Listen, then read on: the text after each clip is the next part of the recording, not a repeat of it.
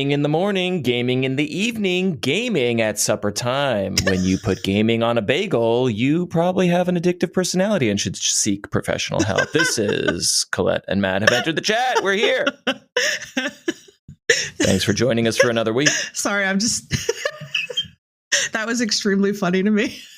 You only 90s kids will know this reference, right? Oh, good times, Matt. Good times.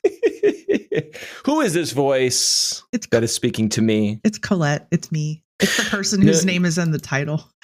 Here's a problem that I have with you. Okay. Oh. I see your name and I say Colette. Colette. And then when you pronounce your own name, you tend to say, correct me if I'm wrong, Colette. Correct. And I just don't know about that. Well, I'm going to give you a speech that I gave to way too many people in my 20s, which now as I reflect back on it, I'm like, oh my God, I sounded like such an asshole. Such an asshole, okay? But Colette is a French name, duh. It means people of victory. Oh, okay. And if you were to follow the French pronunciation of Colette, it is definitely not Colette. It is definitely not Colleen. It is definitely not all of the things that people in America like to say. It is C-O. So if you see the letter C-O in the world, what do you say? Cola. So I'll never understand why so many people in my life are like, oh, Colette. I'm like, son of a fucking bitch.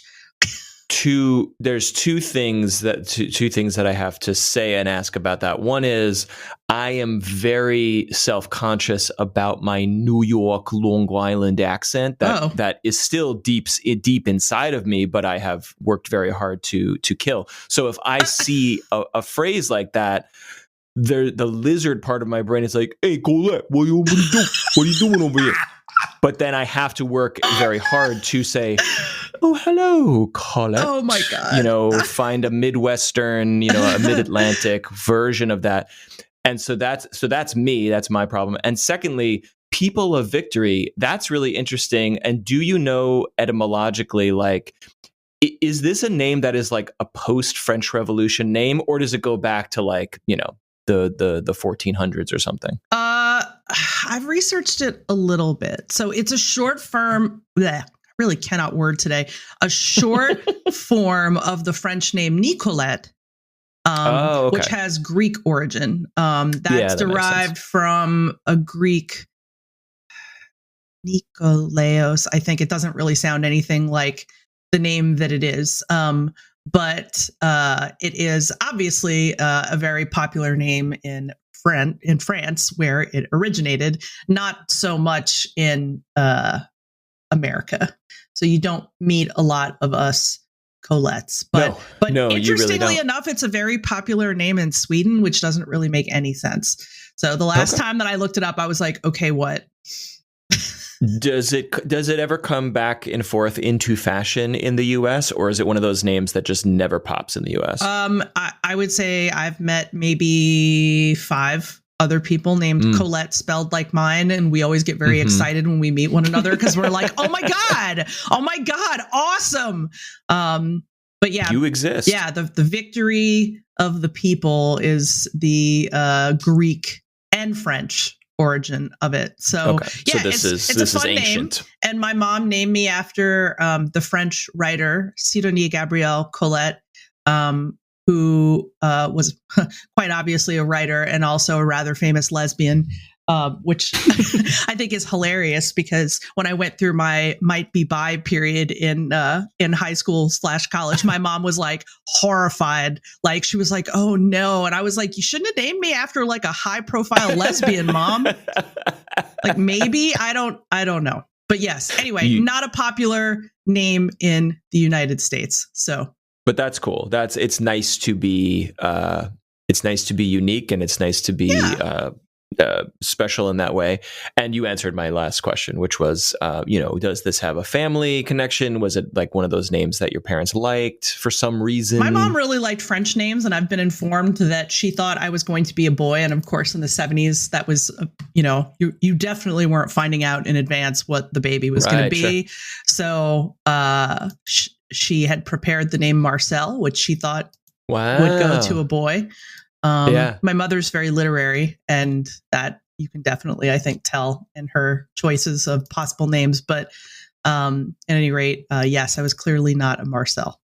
Marcel is a kick-ass It's a kick-ass name. Sometimes I wish that she had used it anyway, because if you see the spelling of Marcel for a boy is Marcel, but you can also use Marcelle. Marcel, and that would have been like perfectly acceptable like for a woman. So I've never seen or heard that for a woman, but I love it. Me too. I wonder where she got it from. I should ask her. It's like a cool, hip, special name that also you can just be Mark or Marty, or I don't know what, but like if you want to just be a normal kid on the playground, you can choose a nickname for yourself, but also you can still be cool and be Marcel. That's great. Yes, I definitely think that is awesome. So yeah, amazing. Did you have a nickname? Because like my name is like it's so obviously shortens to what it is, but Colette, I don't know. Where does it go? I never had a nickname of any type growing up. But when I got a little older, I had a dear friend who called me Cocoa Bee. I don't know where she got that from at all. She just kind of made it up, and I was just delighted with it because it just seemed like so kind of just seemed like kind of a fond and lovely nickname, and I loved that. So I ended up using Cocoa Bee, and I've pretty much used it ever since for everything. So, or Coco, like my nieces call me Coco. Yeah, nice. And they say, Coco, Coco. It's so cute. Ooh, Coco. Little babies.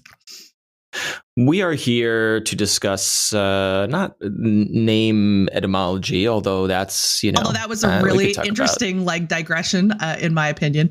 That was fun. I would love to make another podcast about that.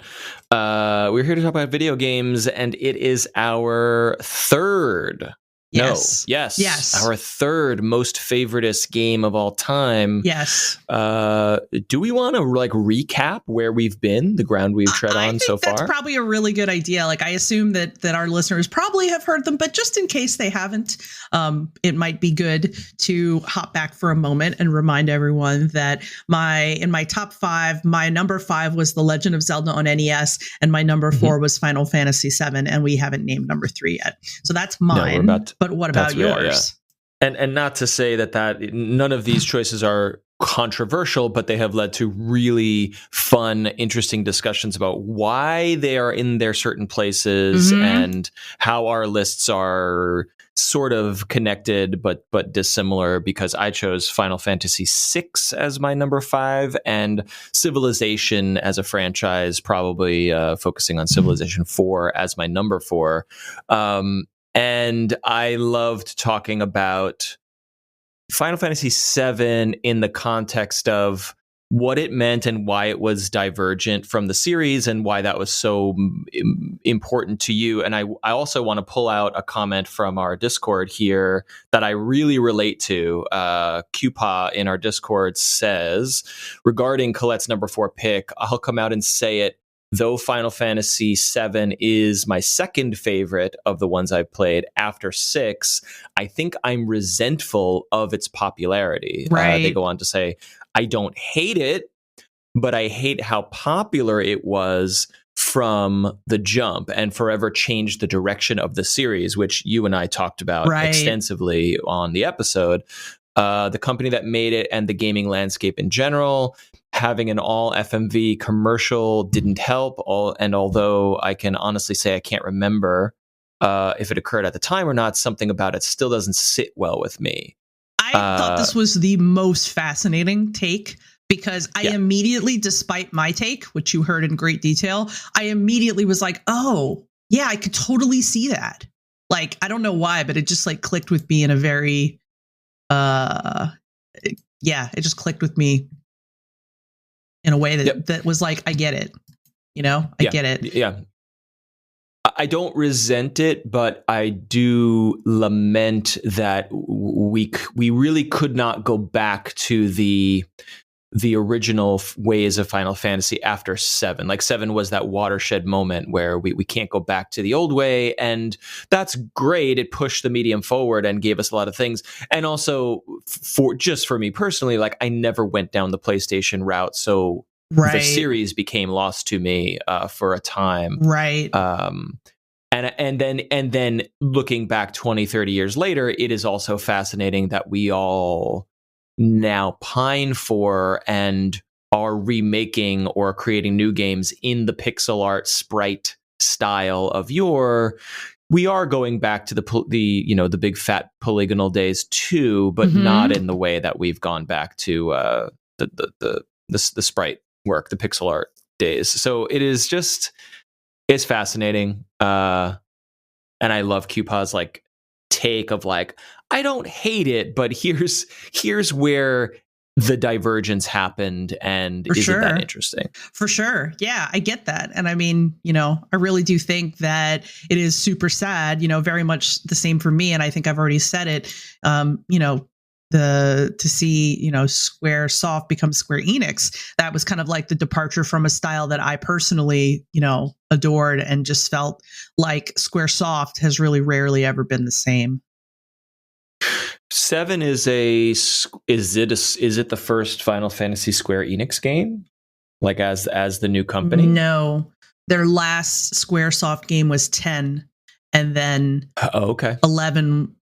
Actually, that's a really good question. Was Final Fantasy 11 was the MMO, but was that Square Enix? Yeah, it's Enix. So that was the first. So yeah, can you imagine like being a person who loved like, fairly linear, closed beginning and ending of a well-told story, and then they were like, hey, so Enix bought us, and now we're going to make an MMO. And I was like, what? Why? Like, I played it, but yeah. I don't know enough about it to know, like, was it important? Was it popular? Where did that lead? Obviously, we have 14 today, and MMOs are huge they occupy a huge portion of the space. I'm wondering, was this sort of around the time when WoW was becoming the biggest thing ever? It was. And it was definitely like, like maybe, I mean, even though I am not really much of an MMO fan, like in the time period, I was like, oh, this is cool. Like I've never thought about Final Fantasy quite in this way. And so I don't think I was quite as resistant to it on the whole. Like it was definitely cool to hop in and, be able to play some of those characters, be able to ride a chocobo or, just stuff like that. But I will say that there were a couple things that really bothered me, and I don't want to turn the show into, that's what we're talking about. But I think that my takeaway in the long run was I don't really like when my Final Fantasies don't have like a clear beginning, middle, and end. Which my understanding about the 14 is that it has very good storytelling. And so I feel like perhaps I might be missing out on that, but I'll be honest, I just don't want to give the amount of my soul away that I need to play an MMO. Yeah, just don't. I'm obsessed with the concept of MMOs. Even seeing the early ones, it's like this place is alive. It's real. These are real people. It's real conversations. It's real economy. Like I just obsessed with it. And I don't know, looking back, like, thank God I never gave my soul over to it, because it probably, WoW would have eaten my life. Eve would have eaten my life as a teenager or a college kid.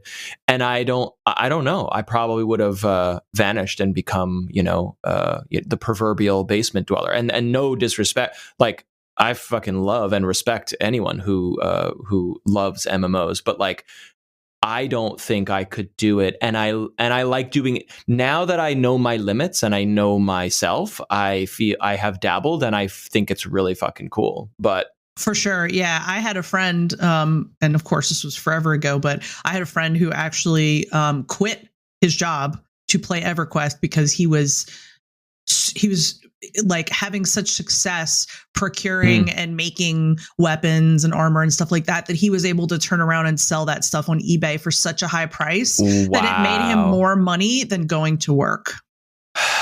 And that has to be against the rules, right? Oh, sure. I mean, I'm sure obviously it was. it's not on the up and up. Right. But I mean, yeah, I just thought, to me, that was just so very interesting at the time. And of course, if you asked him about it today, he would laugh about it, like, no doubt, and just be like, oh my God, I was such an idiot. But I mean, I think there is a certain, I really do think there is a certain level of like, oh, like, wow, that's a really good point. I mean, like, I think a lot of people during the pandemic were like, my unemployment is making me more than I make at work. And I think this was kind of a similar moment of, well, why would I go to work and do a job I don't like when I could just like, sell the, epic sword of anal plunging on, and be like, here's $500. Thank you. Like, why? That is canonical. That is a canonical sword. Of course, we don't mess around here. It's very Diablo. Yeah. Like, I feel like that's like a sword that you could have definitely been given in a not safe for work version of Diablo. I always laugh about the like insanity of some of Diablo's like weapon, which I know you're playing a lot of Diablo right now because every night when I'm playing Stardew, I see you log on to Diablo and I'm like, ooh, I was like, Matt's in the groove. This is good. This is fun. Yeah, we don't have to spend too much time on it, but I'm going to say that there's a system in Diablo where if you have a friend on your console friend list who also plays Diablo 3, you will randomly encounter loot that says here's a gift for Colette. Yeah, and I'm like, what? I remember when you found it, you were like, what's happening?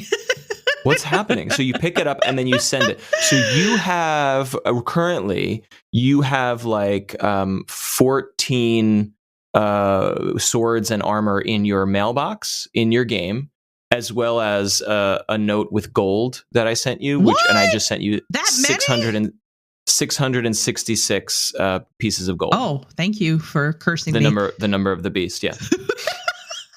Actually, every time I see you pop up and do it, I kind of have a moment because I am such a Diablo addict where I'm like, maybe I should just pop on and be like, hey, Matt, what are you doing?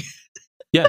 Well, I finished the campaign and I finally found the campaign fun because it was like, how can we make the boss bigger and better? How can it be how can we make the stakes higher? It's so over the top and wild, but it's such dumb fun that I really liked it. And now I finally understand what Diablo is about. Oh, or Diablo awesome. 3, I love that. Where it's like, I thought it was like too like easy and floppy. Like it just felt meaningless. But what I'm realizing now is like, no, it's like a pressure cooker where you're like, I'm just holding down a button to just kill, and I'm going to see how much pressure I can apply to this like huge mob of enemies.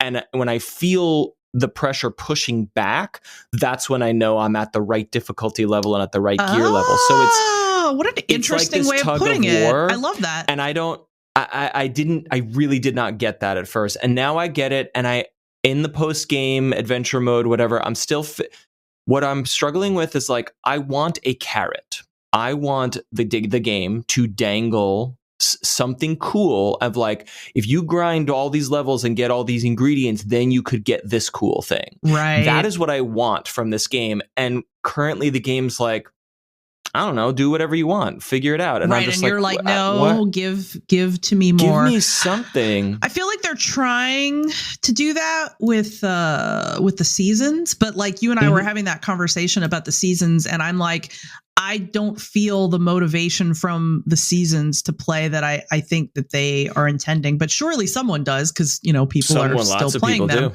Right? And I mean, so yeah, I think maybe that's just it could just be a me thing, but at any rate, there is a comfortable groove to Diablo that I always really do enjoy. So I'm so happy, selfishly, to hear that you had this experience, because now my next thought is, oh, good. When Diablo 4 comes out, Matt will want to play with me, which is very selfish. Yeah.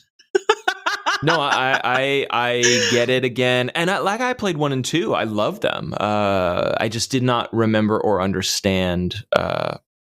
And I was confused about the seasons, because everyone's like seasons. Oh, I only play seasons. And I'm like, you play a season and you get your stuff, and then the character reverts to a non-seasonal character, and all the stuff you earn goes to your non-seasonal whatever. And I'm like, so what's the point of this? And I guess I didn't realize the game does not explain it. And the community it's like the curse of knowledge, where everyone understands how everything works. And then new players are like, what the fuck are you talking about? Mm-hmm. Like, so I didn't understand you that. Cannot, like no one is going to be there to be like, oh, let me walk you through.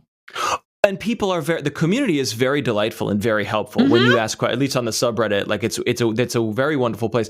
But I guess I'm saying, like, non-seasonal adventure mode is the mode where you keep going and all your stuff lives. Seasonal is like you start over with a character, you get cool stuff, and you bring it back. But the way people talk about seasonal, I thought seasonal was the end game, and actually seasonal is you pop in, you bring stuff back to your stash, which lives in the it's very bizarre. Because I have not really played a lot of seasonal, so I don't really understand this. So the point is that if you go play your seasonal character, you might get gear that's like rare or better that you wouldn't get playing the main campaign. Is that correct? That I would hope so. Okay. I don't really know. I don't know if it's better to crank up the difficulty and play adventure modes and go in the rifts or whatever, if that's better gear than seasonal. Or maybe the rifts, like, again, is that I remember. Yeah, I was going to say the rifts, and that might be what we're missing here, is that now it's coming back to my memory that the little bit of dicking around I did do in seasonal was that the rifts were going to be your best chance, depending on difficulty, which of course you can turn it up quite high, that you could get like really rare, really powerful shit. That's my memory about the rifts. And then my question was like, and then what do you do with that stuff? Because there has to be a reason to get it so that you can use it and do harder stuff or different. It unlocks, again, where's the carrot? I want to work for something that then unlocks another thing. And if it's just unlocking like slightly harder rifts, like, I get it, but I don't know how long that's going to keep me around. Right. Is kind definitely. of what I'm wondering. Yeah. And I mean, it's definitely, despite my love of Diablo, it's definitely not keeping me around. Right. I definitely feel like I am, I haven't thought to go pick it up in a pretty long time. It's awesome on Switch, though. I gotta say, it's so smooth. It's such a beautiful port. It runs so well, and it's so nice to just, instead of sitting at your desk, clicking, you're just kicking back and you're just holding. I'm playing Necromancer, which is like this give and take of like fun class. It's so satisfying. You have to kill enemies, and then when the corpses are on the ground, you can then utilize the corpses to then do even more powerful, like bone spears. And so great. And it's a very nice, satisfying, like this, that, push, pull.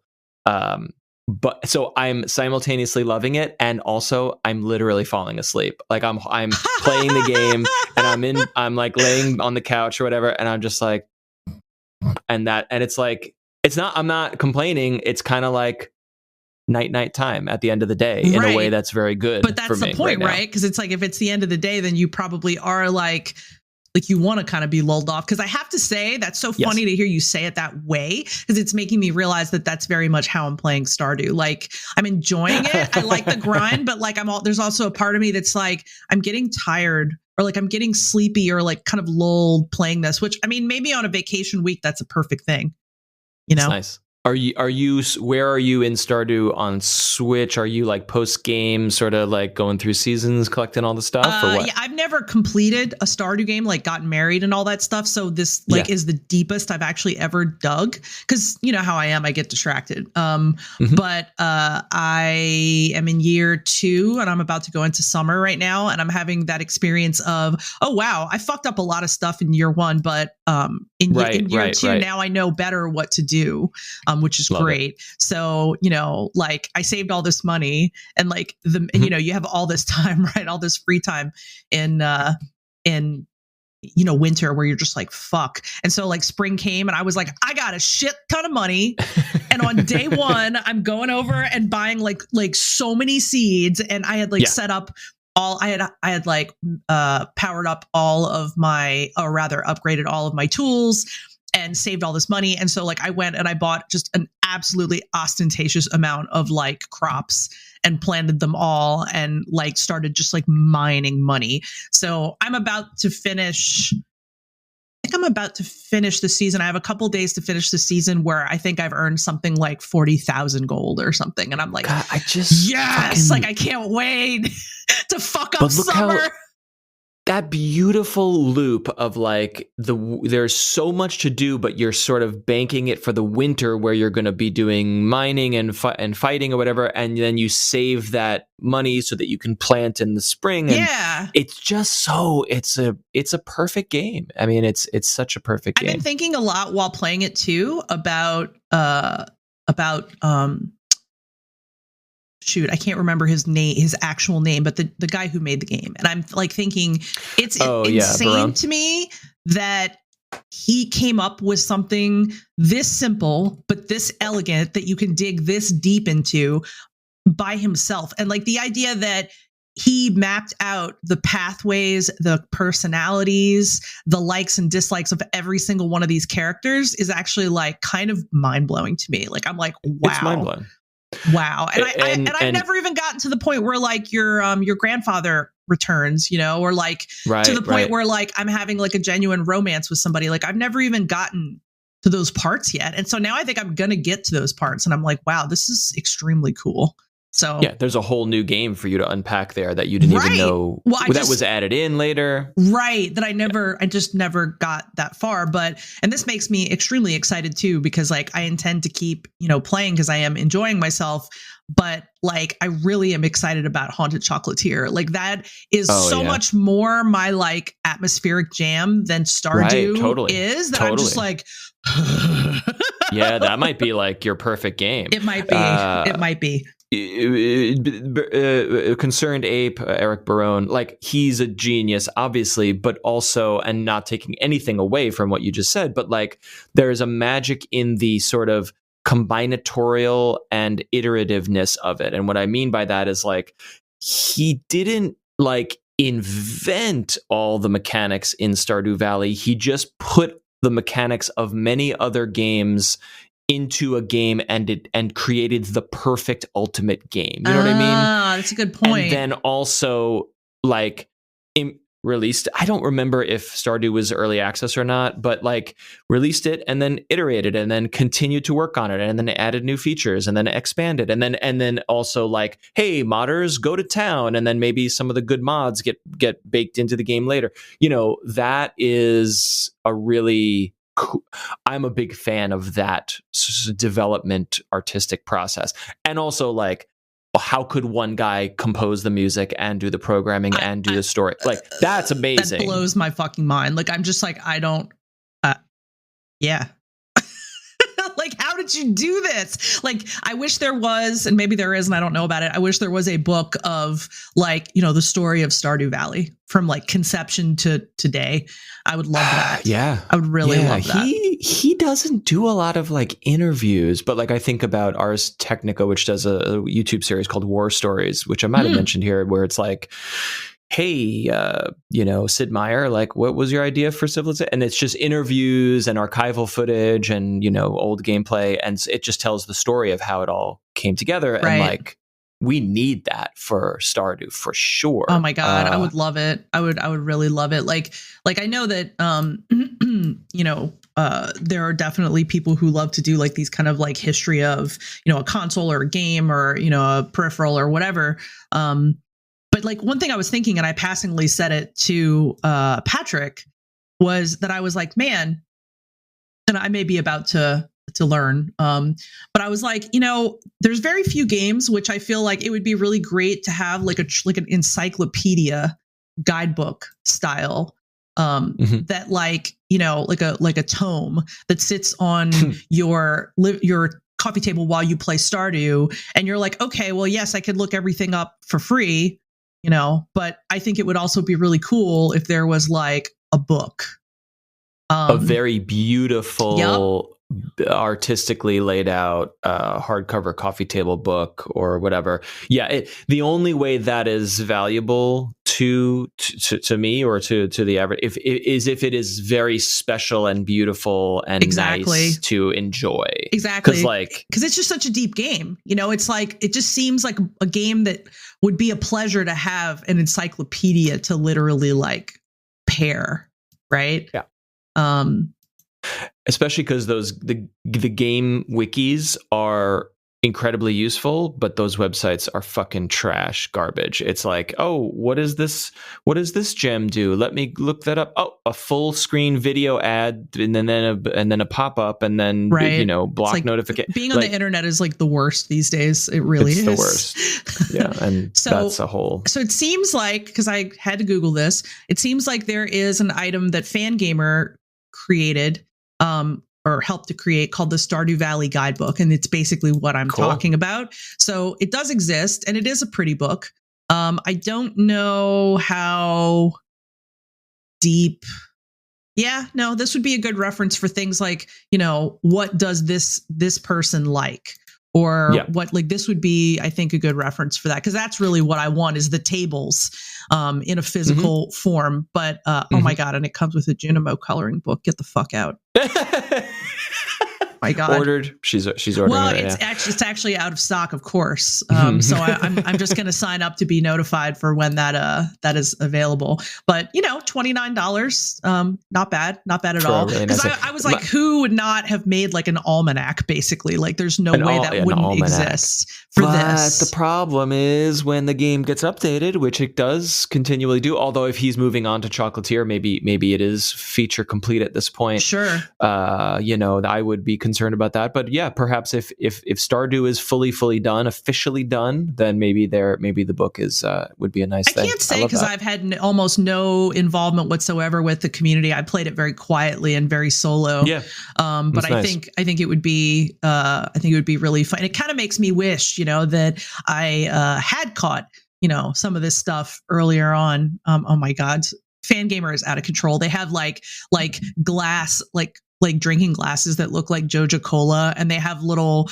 like glass like beer mugs that say the Star Drop Saloon on them. Like, it's so precious. Are these officially licensed though? Like, are these in partnership with the? Okay. Yeah, Fangamer is fucking amazing. Like, if you're not familiar with them, like I would recommend that you check them out, because their stuff, they get the official lice, and then they make the most precious stuff for. I didn't know they did merch and licensed merch and stuff. Like I always knew them as a media site and like a wiki kind of site. But oh my God, yeah. Here, let me just drop a link to that so you can enjoy it in our Zencaster chat, and you should look later. I bought many items from Fangamer, and the quality of their stuff is also really, really nice. That's nice to hear. Yeah, like really well made. They have. I'm confusing them with other stuff. This is awesome. Oh God, so awesome! Like, their t-shirts are like a really soft, really nice material. I think I have a bag that's also really sturdy. But what I like is that they dig into stuff that like wouldn't necessarily be stuff you'd think of getting merch. Like having merch available to you. So like they have and this is what drew me to them. They have a really good collection of Atlas based like Persona and Shin Megami Tensei stuff. And then I started looking around and went, oh fuck. Like, you guys have got really great stuff.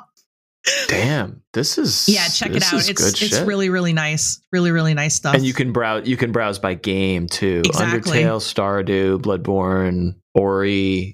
Yeah, interesting. Yeah, they have a Silent Hill hoodie that I keep meaning to buy, and one day I will buy it. They have a Journey. They have Slime Rancher. Wow. I know. That's Cute. what's so cool about it is it's it's games that you loved, but they weren't so big that you'd be like, oh, I can go and buy, whatever for it. And they're like, then they'll get the license. So when they got the Myst license, I was like really excited because you know how I am about Myst. So I bought the Mystic Arcana shirt, which is just terrific. And I love it. And they made a hoodie. They make hoodies like for most of the properties that they get. So like if you're like, I really want to wear a Bug Snacks hoodie, like you can have that. Damn, they have so many things. Wow. They even have a Spiritfarer shirt, which I have almost bought several times and is out of stock right now. And I really want to get it because I love it. I mean, Spiritfarer. Yeah. And they have a plushie of the cat Daffodil, which is like the cutest. Oh my God. So cute. My daughter's birthday is coming up and there might be some stuff to look for here. I am glad to be of service. Glad to be of service. Amazing. This is so good. All right. Bookmarking for later. Let's get into this. We gotta get moving. It's so easy to get distracted. By the internet. The evil internet. You going first? What are we doing here? Should I go first? I can. I definitely can. Yeah. Why fuck with the format? Okay. It's working. All right. I'm gonna go first. Are you prepared? I'm ready. Anything, any preamble? You're fully ready.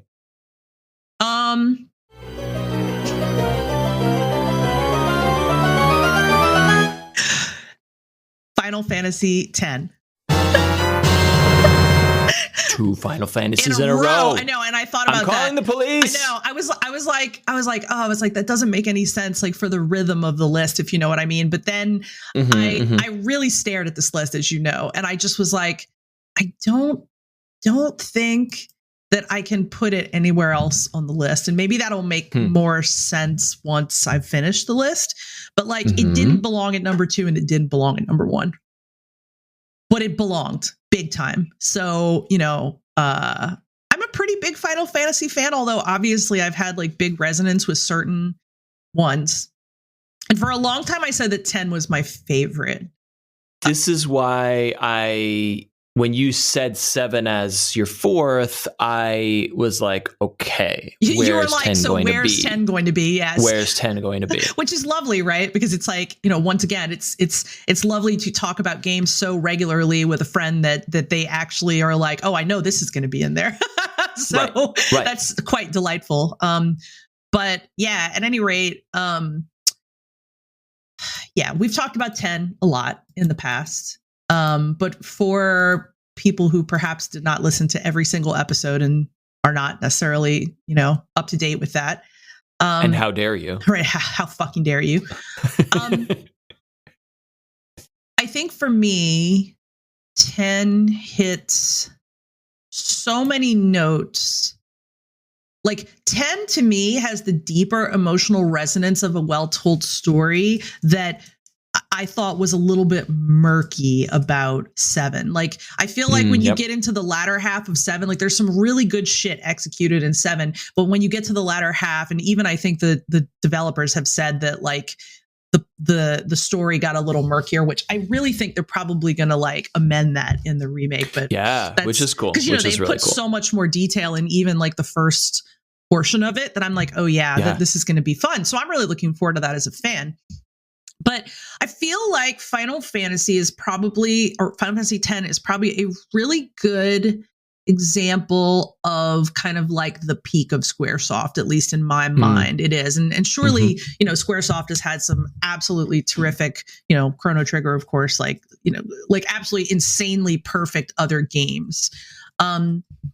This game to me is so inventive. It is so interesting.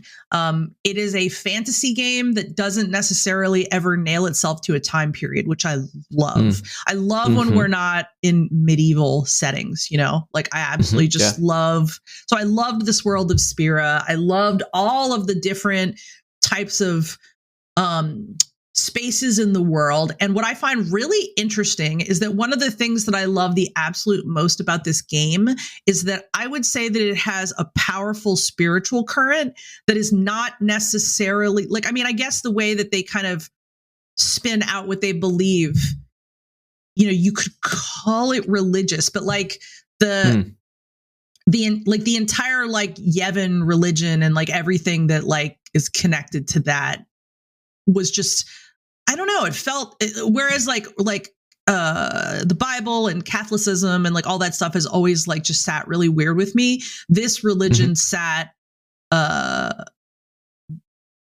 better with me. Although if you finish the game, maybe that's part of the reason why like the ending of the game for me was like so powerful, you know, because the religion ends up being tied into all of those pieces. I'm wondering, not to divert you here, but I want to know. I know nothing about this game. Oh, wow! Aside from what you've shared, like I've never played it, and I don't know enough about the story. And that's so. All that to say, when you speak about it, I will have questions for you, and or you should assume I know nothing, so you may need to explain in greater detail. And also, you know,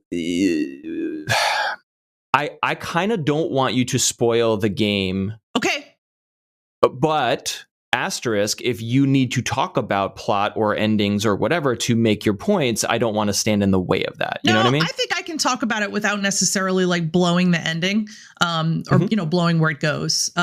So just to kind of give you like an overview, you know, you probably already know, at least even though you haven't played this game, that you play the character of Titus, or Titus as some people call him. I call him Titus.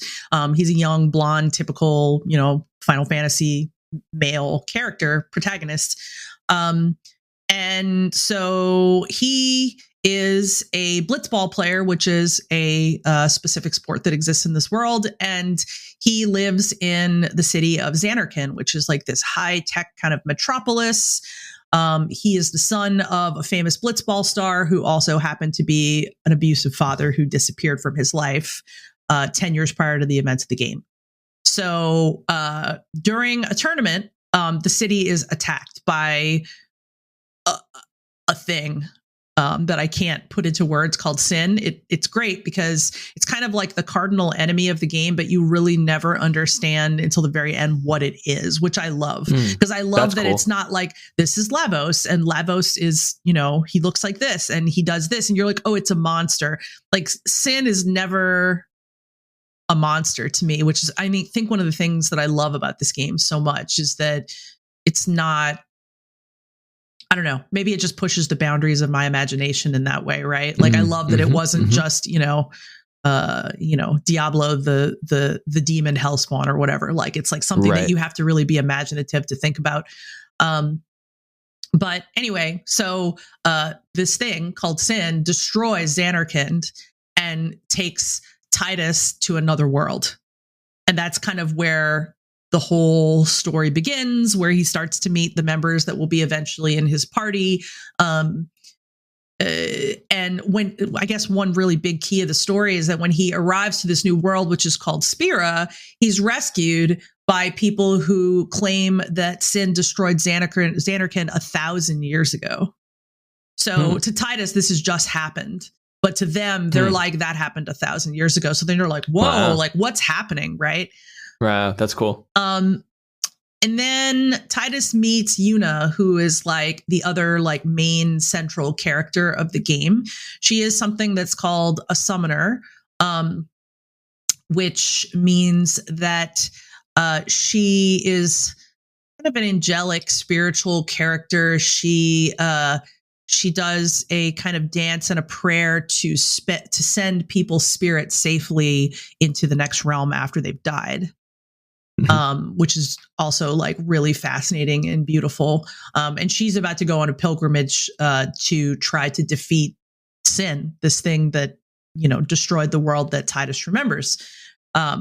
So, you know, things happen after that. That's where I'm going to stop talking about like where the story goes. But it's religion does, like spirituality and religion does play a big role. You find out fairly quickly that there is a religion called the Yevon religion that kind of dominates the beliefs of these people, and that does weave into the final story. Man, it's so hard for me to put all of my feelings about this game into like one. Like, I'm trying to think about like what to say next, and I'm like, wow, there's just so many things about this game that are really powerful for me. The music is incredibly beautiful, so it like sets it really well. I love these characters. I really love these characters. I know that one thing that a lot of Final Fantasy fans say is that they think that Tidus is really like a very empty character, and they kind of find him annoying. You know, he seems like he's maybe a 16 or a 17-year-old, and I find that so interesting that people are so like anti this character, because I'm like, did you finish the game? Because what happens to the character in the game, I don't know. I really feel like if you knew what happened in the game, I don't know if you would think he was such an empty character. So but not empty like he's a surrogate. He's not Link where he doesn't really talk. No. He just you are the player. He's his own personality. Right. Well, I mean, what I think is really interesting, and I think this probably fascinated me long before I can understand it, is that he has an abusive family member, like, who has vanished out of his life. A backstory. You know, I hate to like get super personal here, but like, you know, I have no relationship with a father that I have never met in my own personal life. So I think anything that's like an absent father becomes like immediately very interesting to me. And I think that that's a very mature topic to introduce into a Final Fantasy game. Yeah, for sure. You know, the impact of, and he has lots of flashbacks, the impact of a verbally abusive father that then vanished from your life. Like, to me, that made Tidus fascinating right off the rip, because that told me that he had to be carrying a lot of trauma and a lot of difficulty from, you know, his childhood and young adulthood. So yeah, it's so interesting to me that people are like, Tidus is boring. And I'm like, what? Like, wow, okay. So I have never shared that opinion, but I could also see how maybe someone who didn't have the history that I personally have with not having a present father in my life might just gloss right over for them. Like, okay, who cares that he doesn't have a present father? But to me, I know what that means. So maybe that's why. And quick aside, I'm recently fascinated with all of the children's media, so much children's media where parents are dead and the protagonist is on their own. Yeah. Almost every Disney movie I can think of. Yeah. Harry Potter, Star Wars. There is something about my parents are gone, they're missing, they're dead, and I'm figuring out the world on my own that just resonates with kids and adolescents, even if they have a family, they're all their parents and they have a stable family life. There's something about I'm alone in this world and I have to figure it out. That is just like the baseline of every epic story. Yeah. And I don't know. I mean, I do get it, but I also am like, why is that? What's up with that kind of thing? Well, I mean, this is very much just kind of my speculation, but a lot of the reading that I have done around the family model and what impact it has on people, you know, your entire person, who you are, your memories, the way you react to things, the way that you get triggered by things, all of those are things that are set in place in your family of origin setting. And so I think that, you know, people really don't give that a lot of credit, or often they say things like, well, that's in the past. And I guarantee you it is not fucking in the past. It is right. It is right here with every choice you make. But, you know, maybe you just don't know that. Right. And that's fine. Not everybody will, but so yeah, I think that I'm very interested in how the forecast of people's past kind of acts out in their futures.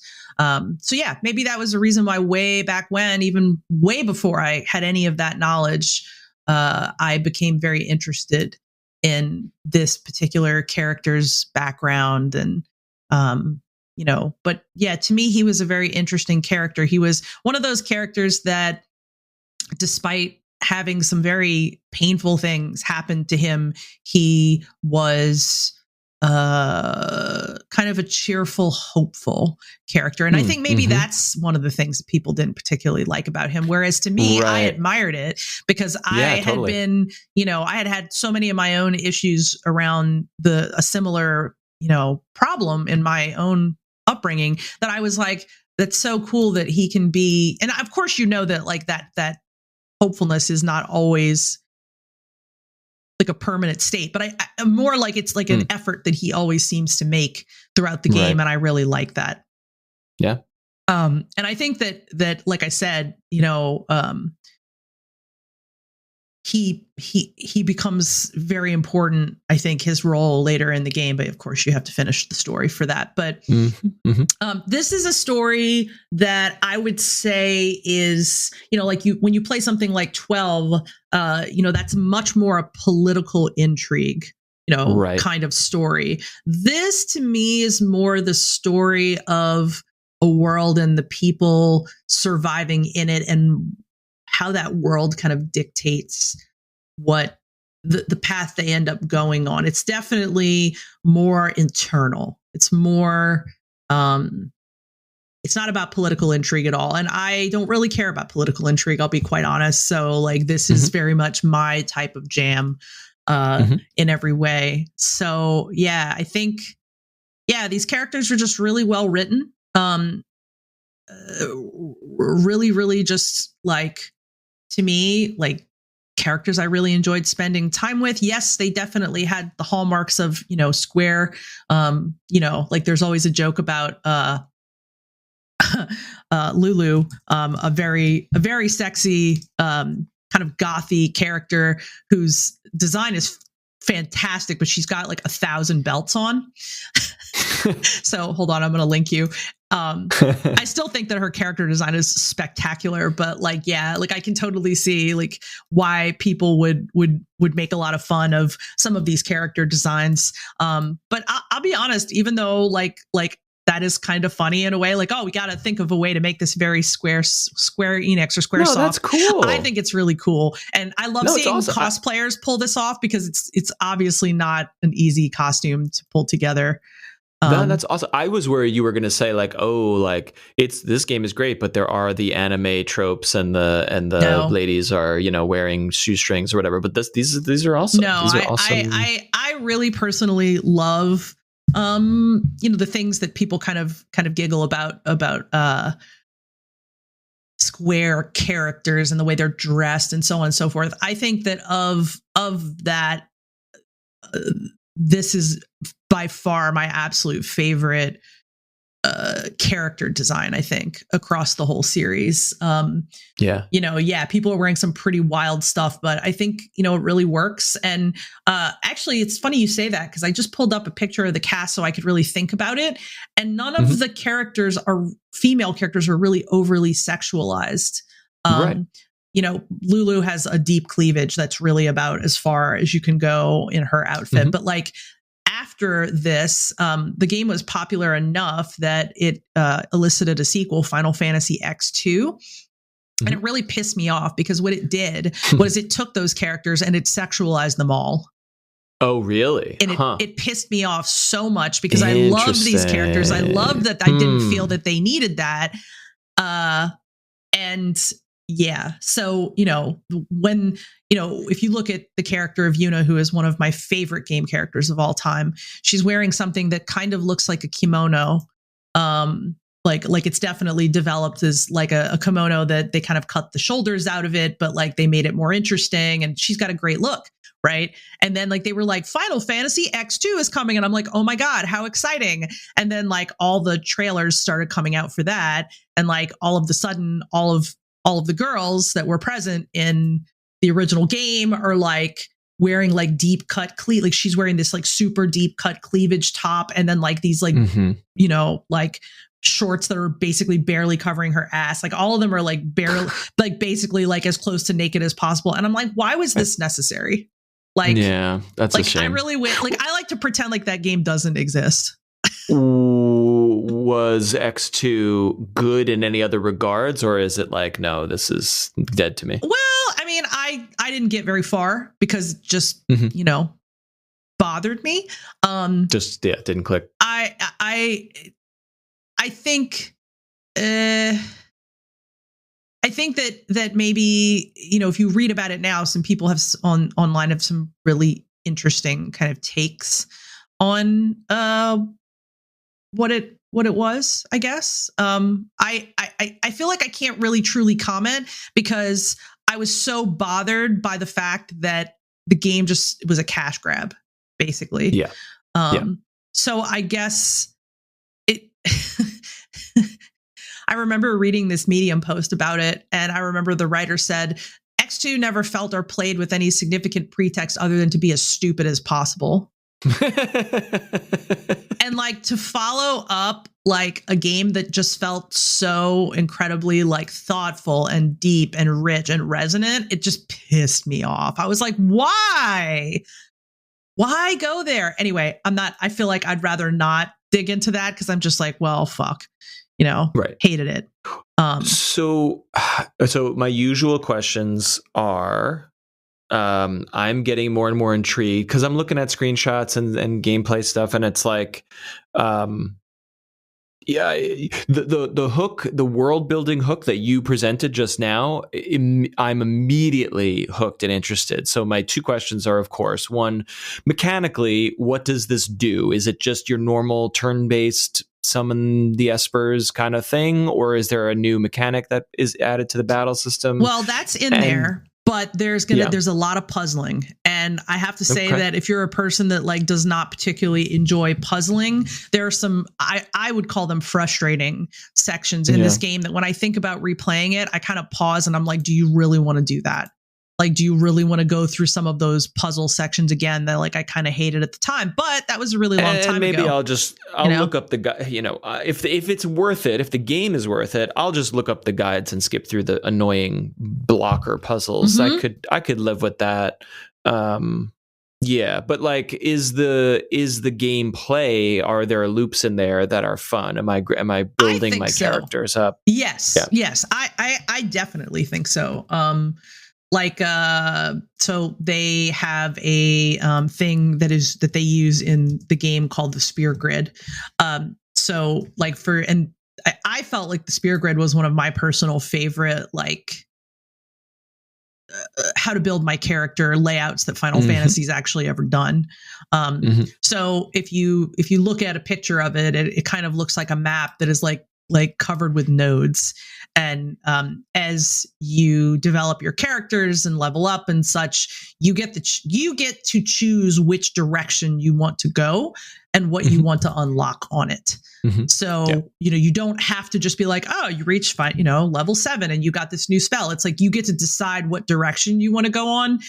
And so you can be like, I want to work on strength, or I want to do magic defense, or I want to, up my HP or whatever. And then I don't remember this super, super well, but I think there's some point at which like the whole grid, if you look at an overview of it, the whole grid contains all of your characters, like all of their different nodes. But depending on which direction you choose to go in, you can interlock characters. And I don't remember what that does, but I think it's something that was powerful. So like, Titus is in like kind of the middle area, and then his closest like neighbor is Yuna. So if you build theirs toward one another, I think there's some advantage in connecting them, but I don't remember what it is. I just remember enjoying it. But I like that. Knowing what to specialize in and then synergizing the characters together in a meaningful way, like that strategic hook, as long as it is clearly explained. And again, the reward, the carrot is there of like, if I get to this thing, unlock this skill, it will work with this skill. Because I felt 12, it was a really cool tech tree, but I didn't understand who to specialize in what. So I felt like I was making choices very blindly and uninformed. Right. Definitely. Yeah. I think this is cool because it's really easy for you to kind of like mouse around and see where you could potentially go. And that's all up to you. So I guess when it comes to like character development, it is definitely a bit more open-ended. Like the story itself is very, very closed ended. Like, you're not Sure. getting dialogue trees or anything. This is this is 2001. It's a Final Fantasy game. Well, Exactly. I mean, it's 2001. Like it's like also there's that. Yeah. But yeah, I personally thought the character development was really a lot of fun. What I did not think was a lot of fun was fucking Blitzball, which like every Final Fantasy game, I think, I'm trying to think if 7 had anything like this, but like 8 had the card game, 10 had this. I don't remember what 9 had, but like it's like, oh, if you want to put a lot of time into this like side, the side thing, this mini game, you can. And like I hate sports, man. Yeah. Like, I don't want anything to do with this, but like, if you loved sports and you were challenged by things like that, like this is definitely like a section of the game that would require like strategy and tactics.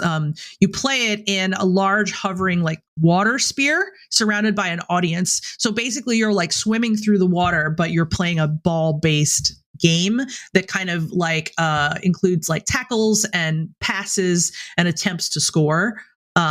So that's kind of like what the overall part of that is like. But you could definitely get into it. Is it like arcadey where you have to, is it an action game or is it like a strategic turn-based something or other? No, it's more action specific. Like and like, I will say this, it's the only mini game in a Final Fantasy that plays a role in the overall plot line. Because it's not off to the side. It's part of it. Yeah, like your character is a star blitzball player, like, and so is your dad, So it's like, yeah, it actually does weave into, but I don't know and remember if you do play a lot of blitzball, like, is there some special thing you unlock for doing so? I almost am positive there's a weapon, but I don't remember what it was. I'm sure you get something, but it's hopefully it's not like you're playing a turn-based RPG that you know and love, and then oopsies, you have to beat, you have to get 1,000 points in blitzball to proceed to the next story mission or whatever. I love the way they executed it because it's the first scene in the first time you ever see blitzball, you have to play it once, and then after that you never have to play it again. Ever, but you can. Okay. If you want to. You can. So okay, that makes sense. That's kind of how they used it in there. But trying to think about other things about this game that I really, really loved. Unless you have questions that you want to ask me, because please go ahead. If so, I do. An immediate question is just like, have you touched the like the HD remasters and or the Switch version in recent memory? And so, how do those fare, and how do they run? And does the game hold up? If you're able to pull down the nostalgia glasses here and there, do you recommend it to people? Well, it's so hard for me to like fairly say like, oh, pull down the nostalgia glasses because this game had such an impact on me. But like every time this game has gotten some sort of cleanup, whether it was fan based or official, I have gotten it. I personally feel like the comparison, the graphics comparison, I think the update was done in like 2014, maybe. Like it's been a pretty long time, but I think that they cleaned it and made it look like more modern really well. So I have not trying to think like what's the most recent release of it. Maybe it was the Switch version because it did come to Switch, right? Like kind of recently. That's probably if that's their HD remake. And to be like, I don't need it to be fancy or polished up necessarily. Like all I care about is like, does this run well and properly on a modern system like a Switch? And if so, then I'm in, technically speaking. And then, am I going to sink 70 hours into a game from 2001? What do you think about that? As someone who has no affinity or nostalgia for it. It's really hard. It's so hard to like imagine it outside of my perspective. Like I feel like this is a very good game, and many Final Fantasy fans will tell you this is their favorite entry in the series as well. But I also think that I recognize that a lot of the elements of this game are very specifically tailored to my interests. So, like I'm definitely biased. Like Spira, the world that the majority of the game takes place on, was influenced pretty heavily by like the South Pacific and Thailand. So like it's got kind of a lot of pieces of it have very like a beachy kind of tropical feeling, which I really, really like. I remember like reading an interview about it with Tetsuya Nomura he did the character design, and just kind of like, for the islands that he designed, that he really wanted to kind of, he wanted to do something very different during the design process. Like I remember like hearing them say that like if they went back to like a medieval European fantasy, it wouldn't really help the development team advance or grow. So like they liked the idea of potentially like another inspiration they had was Okinawa. Like, so it's, you've got a very beachy, beautiful blue skies kind of setting. And I think I liked that too, because it was so different. But yeah, God, I would recommend it to anybody who enjoys RPGs with really rich storytelling that are not necessarily focused on like a political intrigue kind of setting. But I still feel like I'm looking at a trailer for it right now, and I'm like trying to imagine what a person would think of it who never touched it in the time period. Right. And I'm like, it looks fine. Like it's been remastered in a way that, even the original unmastered, I think would be perfectly palatable. Sure. I love the fantasy world. I think it's terrific, but yeah, I just don't know. Like I remember you did get into a groove with 12 where you really did enjoy 12. Yeah, I was for a liking while, it, but then you got bored at the same point I did. Yeah.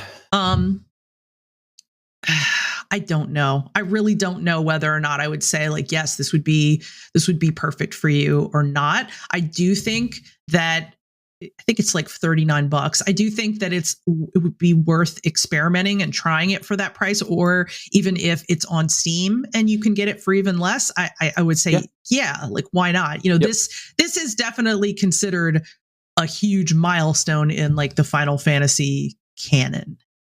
Yes, and for that reason alone, just knowing and spending time with it is worthwhile to me personally.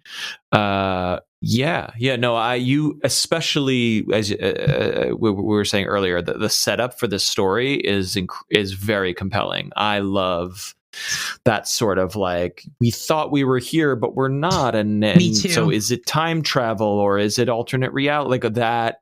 The bigness of that is I just love those stories, but then they're still focused on the person, the interpersonal stuff with the characters. Right. I'm in. So yeah, when it does go on sale for whatever $20, then maybe that's when I would grab it. It's $29 on Steam, so it might be like something to just throw in your. And actually, now that I'm stopping to think about it, it might look even better for me to play it on my computer than it would for me to play it on Switch. So maybe that is I wonder in fact what the difference is. Exactly what I will do is add it to my wish list and potentially get it there. But yeah, so I can talk about it all day. So I'm gonna leave it there. But I have incredibly fun, rich feelings about the game, and I now kind of want to go fire it up after this and play it. And I know every time it's very hard not to want to go back to it. So so if you choose beautiful. to go look at, it's so beautiful. Oh my God. I always remember being struck by the blueness and the tropicalness of even just the key art and the cover art was so different from any other game that in that genre. Definitely. That alone was always like, wow, okay, they did something here, but I can't get there because I didn't have a PS2 or whatever it was. Yeah, definitely. Well, if you ever do go in that direction, I will be very interested to hear what you have to say about it. But we have somewhat limited time, so I feel like we should probably start talking about your number 3. We'll move on to my number 3. But I do. Last thing I'll say is I like this project of you sort of informing me about my big Final Fantasy gap, and then sort of saying like, okay, when and where and how will be the right time for me to try these, because I'm really glad that I tried 12, even though it just wasn't. I wasn't going to stick around for 40 hours, but I'm glad I gave it the 15 or whatever it was, the college try. Yeah, for sure. I mean, I still, like you said, like lots of great things to offer, even though, maybe you didn't stick with it all the way. So. And we talk about this so much, like the form factor and the seasonality for me of like, I'm not going to sit down at a computer or sit down at the TV and play 4-hour stretches of Diablo or Final Fantasy 12 or whatever, but I will play 40 minutes of it on Switch, before bed or whatever. And and this makes me so excited for the Steam Deck, because I really was not thinking that I needed or wanted the Steam Deck truly. And now it's like, oh, you have to have the Steam Deck. All these games that I previously would have passed on, I can totally fit into my life now. And it's very cool. It's very cool. I'm interested. The Jeff Grubb is a video game writer, commentator type person, and he tweeted recently something that I think is exactly summarizes my obsession with the Steam Deck, which is it is Steam creating an open system. Like Steam is open. And everything, you can replace the parts and you can install whatever you want and you can run the Epic Game Store. You could do whatever you want with the Steam Deck, but it's also offering the benefits of the closed system of like, turn it on, this game is ready to go, it just runs. Like it's the value of a console, but in an open PC platform. And it's those two things combined make it like the perfect thing in a way. And we will see, but like I have almost every confidence based on early unboxings and not full reviews, but like first looks of this thing that everyone's like, no, this is the moment and where we're going to be heading into a new era of PC gaming. And it's great. I'm psyched. Yeah, pretty damn cool. Pretty damn cool. All right. We are ready to embark on my number 3. Here it comes. My number 3 most favorite game of all time, you might have suspected, is No Man's Sky. But it's at number 3, not number 1, which makes me go, what the fuck is number 1? Yeah. So this, I had to, we're thinking a lot about where stuff goes. And I want to share my love and journey with this game in a couple dimensions here. So the first one is sort of pure hype. And I will say there are 2 games in my life where I have been like, over the moon, over the top, ridiculously, unhealthily, like obsessed with this thing that was coming to the world. The first one was Spore. Do you remember Spore? I do. Do you even know what it is? Yeah. Yep.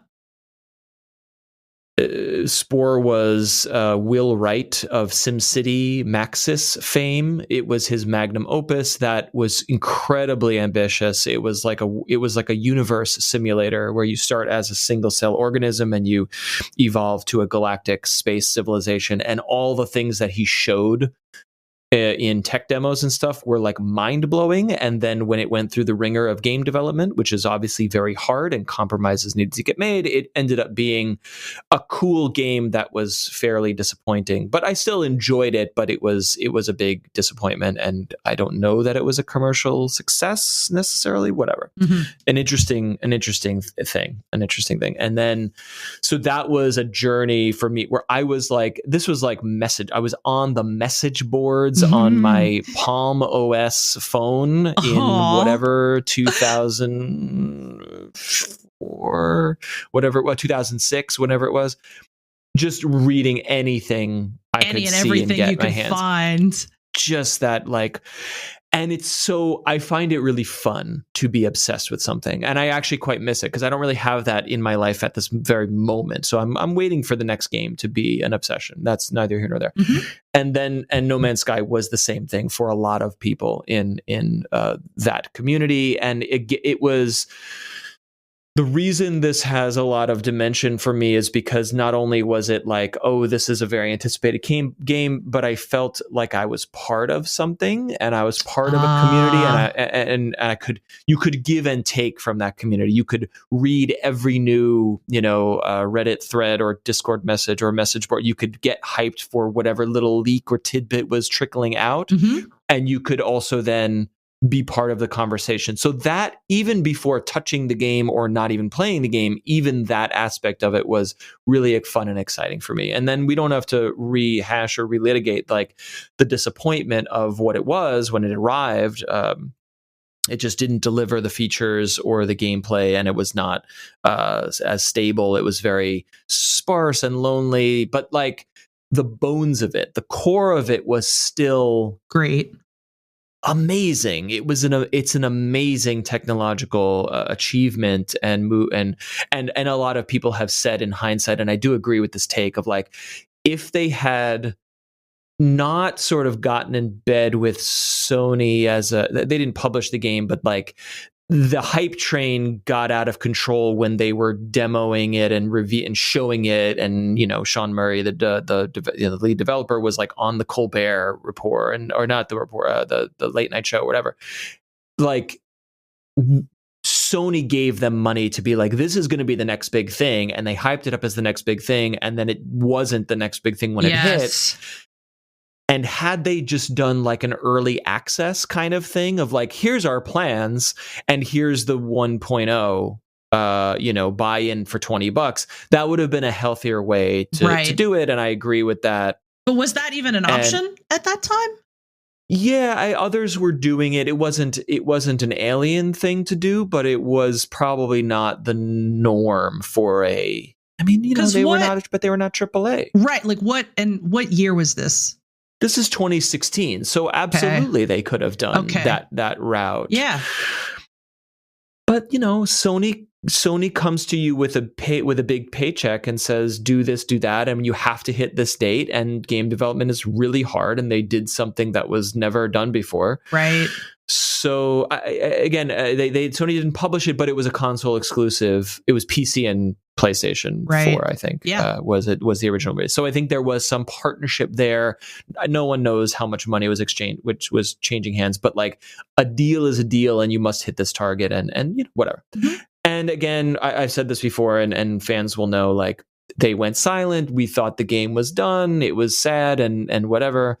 And then they came back and said, hey, we've been quiet, but here's this next mind-blowing update. And now literally just yesterday, they released like the 19th update. And every time they bring it out, it's like, we've overhauled this and we've changed that and we've done this. And it turned the game into a monster of a game that really has delivered and under promised and way over delivered on the amount of stuff and ingenuity and the insane bigness of this world was then made meaningful with the like, yes, you can build a base, you can make your home, you can have a pet. The world is infinitely big, but you can find a planet that's yours and find a little cliffside that's fun and beautiful and carve out your little home in the vastness of space. And that change alone was so meaningful and important to what this game aspired to be. And so that journey with the community was very important to me, and the game became fully realized. And that arc was important. Now, I'll pause there to then say also that being obsessed with this game and being a content creator and being fascinated by how the clockwork of this game worked there was an update for it called No Man's Sky Next, which introduced proper multiplayer to the game. Oh, wow. Okay. And that was a whole thing unto itself that I don't need to go too far into. But what I observed, what I noticed playing the game was, I'll back up. In single player mode, there always was a photo mode, or there was a photo mode introduced early, which is like, you're a tourist in an infinite world where every planet is unique and you don't know what kind of like plants or animals or rocks or formations you're going to find, caves, whatever. So like a huge part of the fun is like, I went to this place no one else has been, and now I can pause the game and use a freeform camera to take a picture of something cool that I found and then post it on the internet. Mm-hmm. And that aspect of it, the sort of like Minecraft, hey world, look what I built in my unique world, Minecraft world, look what I found. That was the appeal of a photo mode to a lot of people, including me. So I fucking love this photo mode. Right. And the game is beautiful too. Even in its earliest iteration, like it has this beautiful sci-fi, 70s sci-fi kind of vibe to it. So you can, if you're a good photographer, you can like, whoa, look at this, pause, let me zoom back, let me get the perfect angle, let me change the time of day, let me put this like very nice filter, and it's like people sharing these epic photos from space, from the planet's surface, in a space station, like, look at my cool ship that I found. That was the heart and soul of the community of this game. Wow. So cool. That's cool. Love that.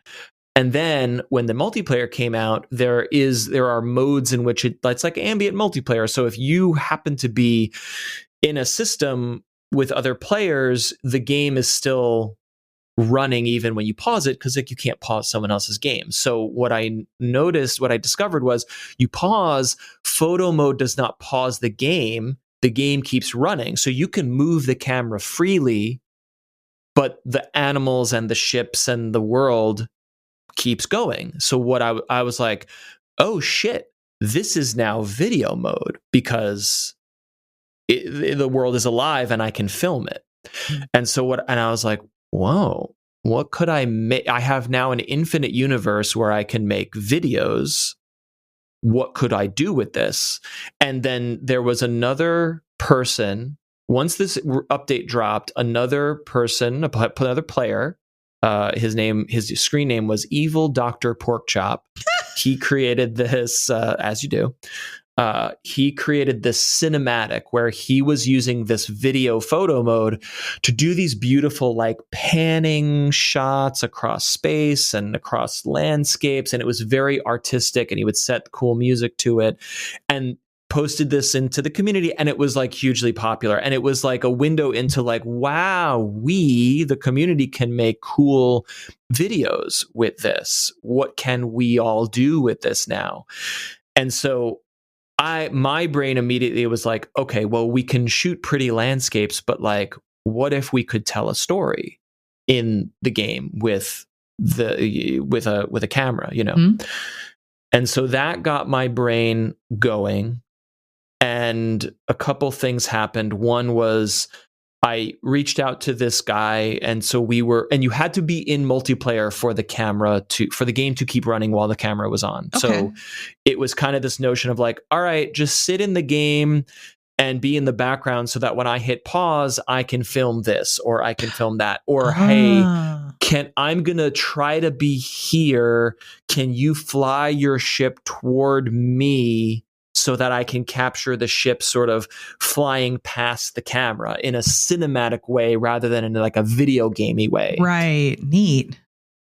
And what we found pretty quickly was that while this feature was very cool,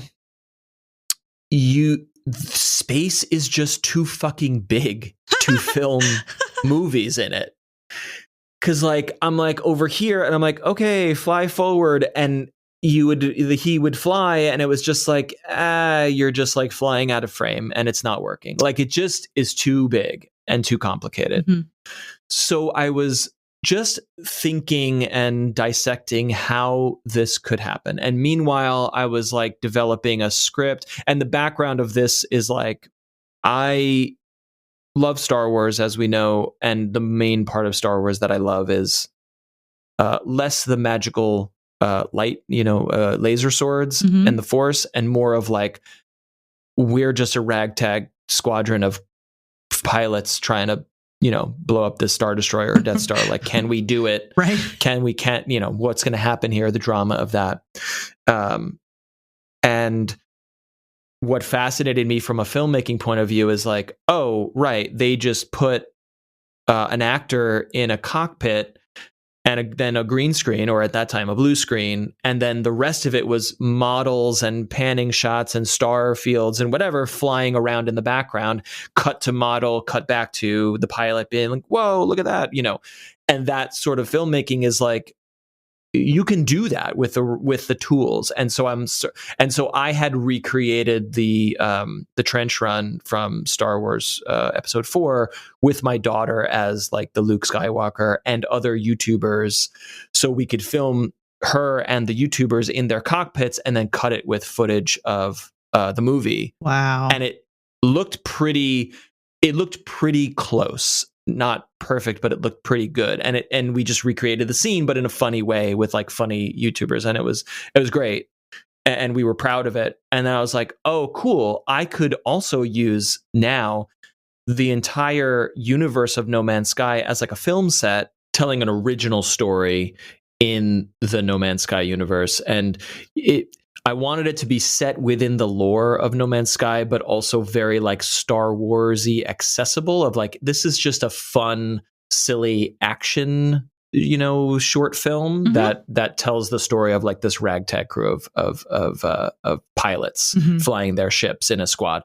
So solving the technical challenge of how to film space became an interesting thing. And so I would hop into multiplayer games, and I was just like, in the chat, I'd be like, hey, I'm just in the background, just like filming stuff, don't mind me. And literally another gentleman who I randomly was matched up with in a random multiplayer game was like, oh, weird, I'm doing that too. Oh, whoa. And I was like, that's awesome. That's cool. What are you working on? And so we exchanged information. His name is Kyle Culver, and he has become another. He has gone on to make a lot of different No Man's Sky films, and he's such a lovely guy, very creative, and we keep in touch on Twitter and stuff, and we became Steam friends so that we could connect and be in the game together. Aww. And every now and then I'll log into Steam and I'll see like Kyle has 1,000 hours in No Man's Sky, and it's like, right, yep, I know, he still plays, he's still in there making stuff. So he was working on his thing and I was working on my thing, and that's just like again, reasons why I love this game and world and community. That is just but one aspect where I was like, hey, I'm trying to make a movie. So am I. We're both doing that. That's so weird. So we kept in touch with about each other's projects and stuff. So to solve the how do I film space thing, I don't remember how I came across this solution, but the short version is, if you've seen footage of this game, it's very colorful. And so when you're flying through space, like you go to another star system and it's not just black with stars. Some star systems are purple and some star systems are red and some are like beautiful orange, and like this auburn sky. Like it's so 70s sci-fi, rich color palettes, whatever. And so what I discovered was some star systems are green. And that was a moment where I was like, okay, so now I can use the emptiness of space as a green screen. And instead of trying to like roll camera and someone fly a ship toward me or away from me or whatever, what I can do is go into a multiplayer game.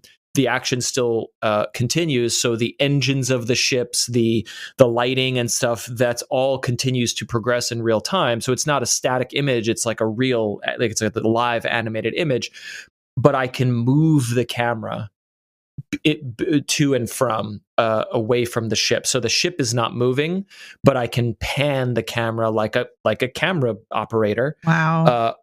And and I can fly past the ship. So then if you play that, depending on which direction you're flying, you play it in reverse or you go forward, the ship can fly toward you, it can fly away from you, it can fly across the screen.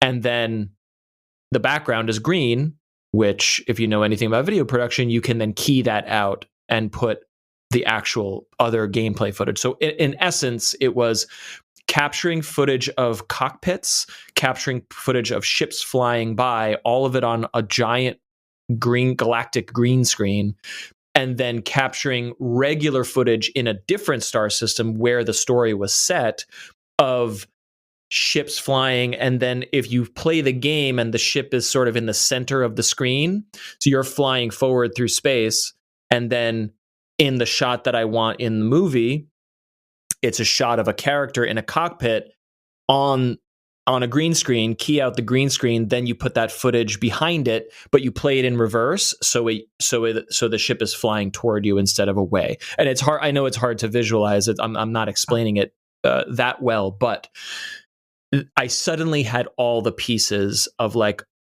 okay, I have the tools to make this. It's like a digital version of like, if you ever see a behind the scenes or whatever documentary of like, here's how George Lucas made the ships. He built little models, Right. Then he flew the models on a green screen, and then he put space behind them, and then he cut from Luke saying Red 5 standing by, and then you'd cut to an X-wing and it was flying across this, like, and in the movie that all looks and feels connected, but in actuality it's not at all. Set. Yeah, it's an actor on a set, and then totally in a totally separate place, it's little toys models flying through a little green screen studio. So whatever. Nuts, because I think it's impossible for me to separate that from like what I saw as a child and then became like a whole world to me. You know what I mean? Like, yeah. And that's movie making done well. You don't want to separate those things, but then when you pick it apart on a technical level, it's like, whoa, okay. And that obviously was super innovative for its time. Now that is very common / we just do CG. So essentially I'm cheating that by not using real cameras or real objects. I'm using virtual objects in a virtual world. But there was something about the smoothness, using a controller to smoothly pan the camera back and forth in photo mode in this particular game allowed me to have like a film studio at my fingertips. So we figured that all out, and through iteration, trial and error. And then I was like, all right, well, what is this story? And then I was writing a script, and I have my daughter, who is the star of our YouTube channel, but she needs wingmates. You know, there's comedy to me in like a 6-year-old being like, all right, boys, let's go get, like, she's in charge. And then you have like grown ass adults who are like taking orders from a 6-year-old. Like that gives me a pass to be stupid and funny in a funny like parody or whatever. So I was like, all right, well, these other pilots could be anyone, but I always want to get like cool people involved. So I think at the same time, are you familiar with Greg Miller at all? I don't think so. He's a video game commentator, and he's formerly from IGN, kind of built up his brand at IGN, and then left IGN a bunch of years ago now, to create Kind of Funny Games with a bunch of his cohorts. And he's incredibly influential. Like, their show is very popular, and they have a whole media empire now, and they're really fun, and they do like video game discussion. They make podcasts like this one where they just talk about what's going and reviews and stuff like this.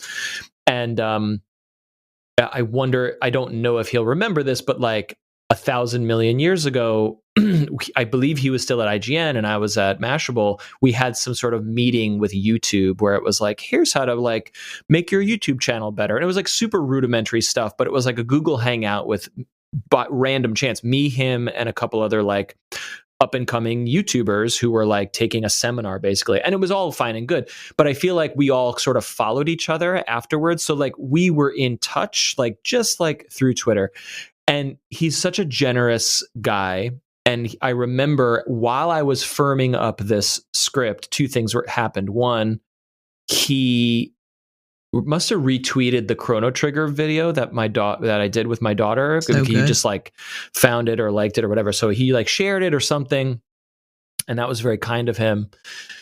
And then additionally, he and his co-hosts on the show had made they were talking about No Man's Sky on the show of like, oh, when this new update comes out, I'm going to do this and I'm going to do that. And then they must have made like a little animated cartoon about it. Mm-hmm. And then it was just a really funny little bit that they did. And then Sean Murray, the developer, tweeted it. So there was a little bit of like discussion about the game on his show. And it took, the community took notice of it. And so that was like a thing. And I was like, you know what? Like, Greg is so fun and funny, and like, he's not an actor, but like, he has the chops to do this. And on a whim, I was like, hey, I'm like making a fan film like inside this game. And I just, I'm going to write these like, 30 lines and you can say them on a green screen. I'll send you a costume. And then what do you think? And he's like, of course, yeah, I'll do this. This is so fun. I'll do it. Like, just like, this guy's, he's an entrepreneur. He's busy. He's got millions of followers and he's got shit to do. And he was immediately like, yeah, this sounds great. I'll do it. Like, so generous. Wow. And so I'm building the script and building it up, figuring it all out.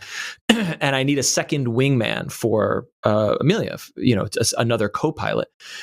And I reached out to a bunch of people and I couldn't get traction from anyone, or people didn't really understand, or they didn't know me, so they weren't necessarily going to respond. Mm-hmm. And I was like, Greg, we need like one other person. Like, who do you know? Like, do you have any ideas? And again, he instantly, like, I just remember it being so like nonchalant, like instantly, like, what about WWE superstar Austin Creed / Xavier Woods? Oh my fucking God. Who I had no idea who this was. And I don't follow wrestling. He is a delight. All. He is a genuine delight.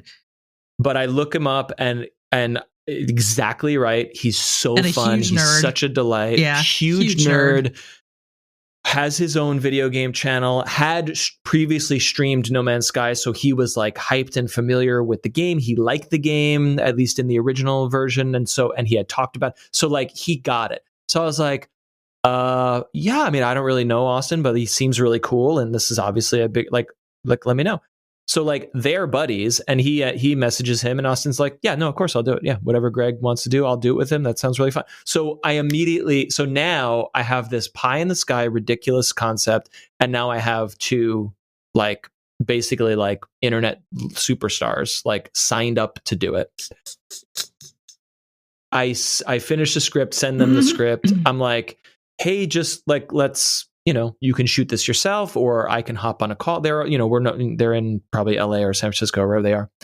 And I remember Austin did his own, but Greg was like, hey, come direct me, like over Zoom or whatever, or Google Hangouts. So I like patch into their studio and I'm guiding him, and they shoot the green screen and they do and they just kill it. Like, they are so good and fun, and they do a great job.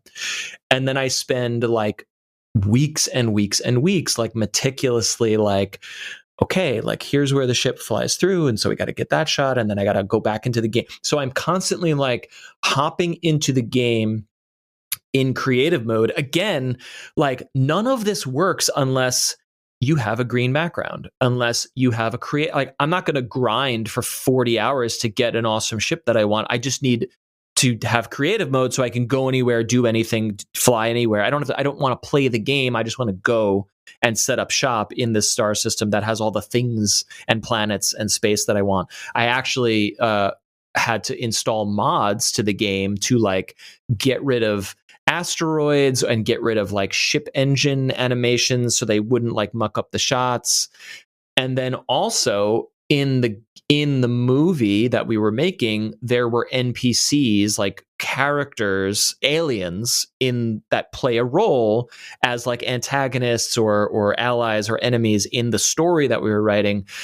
And so, I mean, this is getting even more in the weeds, but I'm really proud of / amazed that I could actually figure this all out. Of like, there were emotes in the game. Players could emote in the game, so you could hit a button and wave, or say, not saying words, but like the characters would play little animations. And what modders realized were that, oh, there's like 10 emotes you can do, but there's like 50 different animations, because when the NPCs talk to you in space stations, they are moving their mouths, or they're like sitting back in their chair, or they're doing all the animations that, you know, NPCs do. And so modders figured out how to mod the animations into the player character so you could do all of them. And so I worked with a No Man's Sky modder to figure out how to mod the thing, and then I don't want to say built my own mod, but expanded upon the mod that this other player had already made to put the alien expressions into the player character. So now I'm going into a multiplayer game, setting up the camera, and then filming. You can become any alien creature you want in the game. It was part of another update where you could put on any skin that was existing in the game. You could create all different costumes and whatever, like an appearance modifier. So I would change my character, go to the bridge of the ship, and then hit like 7 for the like emote, right? Whatever the character was doing. Mm-hmm. Then I would take the sound effects out of the game, which were dumped out of the game by another modder, and then sync them up to the lip movements of the emote so that it looked like the character was speaking in an alien language. So it'd be like, bah, bah, bah, bah, bah, bah. So it was all this very meticulous, like, I want this alien to very much like, again, like a Star Wars thing. I want this alien character to say something unintelligible in an alien language and look like it's actually speaking and emoting correctly for the scene as written. And then the human characters in the ships would be like, copy that, got that, we're on the way, or whatever they were reacting to the dialogue, so that you don't have to understand what the alien's saying, you understand what's happening in the story. Sort of like where R2D2 like beep boop beep, and someone else is like, yeah, gotcha, R2. Like there's a synergy there, right? Right. So it's filming ships on a green screen, pilots in a cockpit, modding NPCs so that they can speak dynamically and like so that they can quote read the script, whatever. Figuring out all this shit, and by some fucking miracle, like I would just pound my head against a problem, like how could I solve this? How could I solve this? And then for some reason, this game was open enough or broad enough or big enough, moddable enough to solve all these technical challenges. And once I could, I was like, I can film anything. And so you put the characters on there, and then they're in there. And like, I guess, long story short, we put it all together and made a movie. It's like 10 minutes long with a twist, because there's something about, like, I didn't want to like, oh, and now, like, you can't have a No Man's Sky movie without going down to the planet, but like filming on the planet, like when a human character's in a cockpit and it's flying through space on a green screen, like you buy it. But like someone walking through, on the ground on a green screen would look like shit, right? And so there's a twist.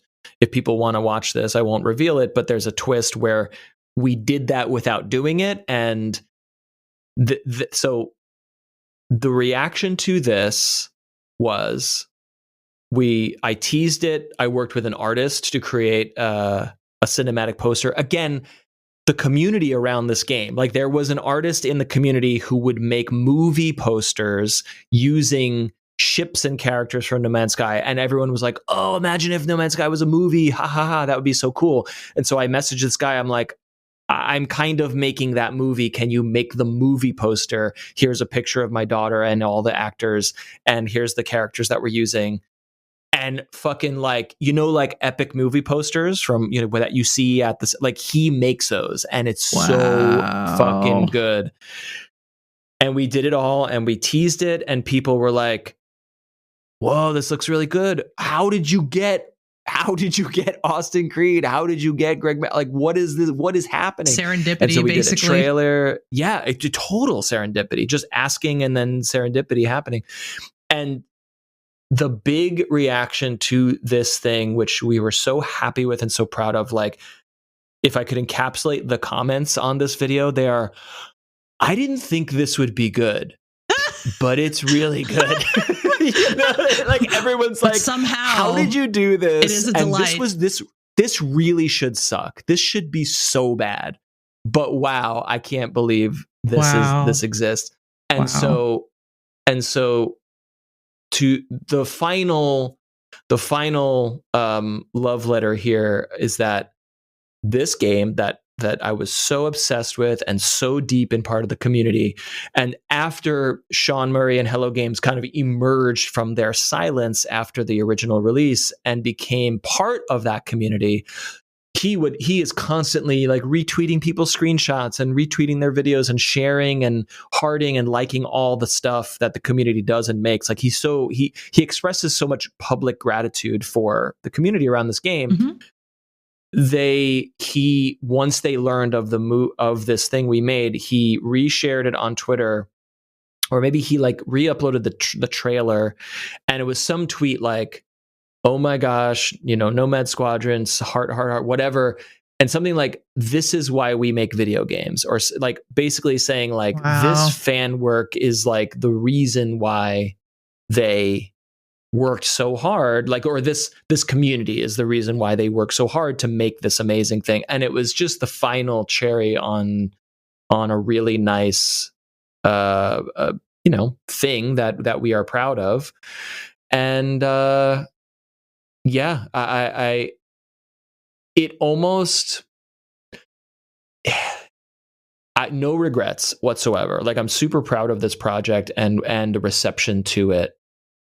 But I spent so much time like pulling the game apart and breaking it apart and teasing it apart and like doing work inside the game. Like, if you look at my Steam profile, it's like 400 hours playing No Man's Sky, and it's like 200 of those is probably like moving the camera around in creative mode trying to get a fucking angle on a ship. You know what I mean? Right. And so you do so much of that, and then the idea of going back and playing in the game it took me a long time before I could go back and enjoy the game as a game without being kind of like stressed out about getting back into that world, you know, if that makes any sense. Yeah. So anyway, for all those reasons, it's an amazing achievement. All the latest updates are truly like outstanding, and I envy anyone who's like, "What's this? I'm going to try it for the first time," and just be like completely immersed in all the things, because we experienced it incrementally, right? But now it's like, this is going to drop on Switch, and it's going to have 19 expansion packs already baked into the game. You could like lose yourself forever, truly forever. It's so cool. So anyway. That's it. It's good. A complicated story. It's a complicated relationship for me. Well, it's a deep one. This is only tangentially related to what you just said. I loved everything about that story. However, since you didn't know who Xavier Woods was, that probably means that you don't know what Hot Pepper Gaming is, right? It sounds familiar. Is that he's related to that, or? So he did this thing. Link is going to go in the chat. He did this thing for quite a while called Hot Pepper Gaming. And basically the video I sent you is like the penultimate video of it. But what he and his other folks that did is they would sit down with a plate of like ghost peppers, like the peppers, and they would eat them and then try to review a game. I mean, this is Hot Ones, but for games. Right? Well, kind of, but Hot Ones, I would say Hot Ones is like, Hot Ones has like polish. Hot Ones like has like a format. This is like a completely different. Anyway, I cannot stress enough that since you know who he is, but don't know this, that you should take the 5 minutes to watch this video. Amazing. Because it is fucking hilarious, and I'm going to watch it as soon as we are finished with this podcast and cry all over again at how funny it is. They went on to have like all these different people that like they garnered close to 250,000 subscribers for this channel, and all these different people that would eat the peppers and give their reviews, right? But in my opinion, none of them nailed it. None of them were quite as physically funny about it as he was. So, great channel, obviously, but yes, enjoy that video where he starts with Street Fighter V, and then like as he keeps eating peppers, he looks like he has some sort of spiritual intervention. And then he's like, you know what? We're gonna talk about Mario Kart, and he starts trying to review Mario Kart. Well, he's in like literal agony. It's so good. Oh my God, it's so good. I can't wait to rewatch this. He was a guest on this show, or was he like a creator of the show? It was his show. Love it. Oh my God. It was his show. So he's has always done like tons of like nerdy stuff on the side. And this was for a long time one of his like things that he did regularly. I think it started in like 2013 or 14. And then I went to the channel to look it up, and it looks like the final episode was like 5 years ago. So they made quite a bit of content, but oh my God, just the Street Fighter V video, just watch it. Just squeeze it in the 10 minutes you have left in between what you have to go do next. And I promise you, it will be worth it. My body is ready. Actually, you should put it in the show notes too, because other people should also experience this. Yep, I absolutely will.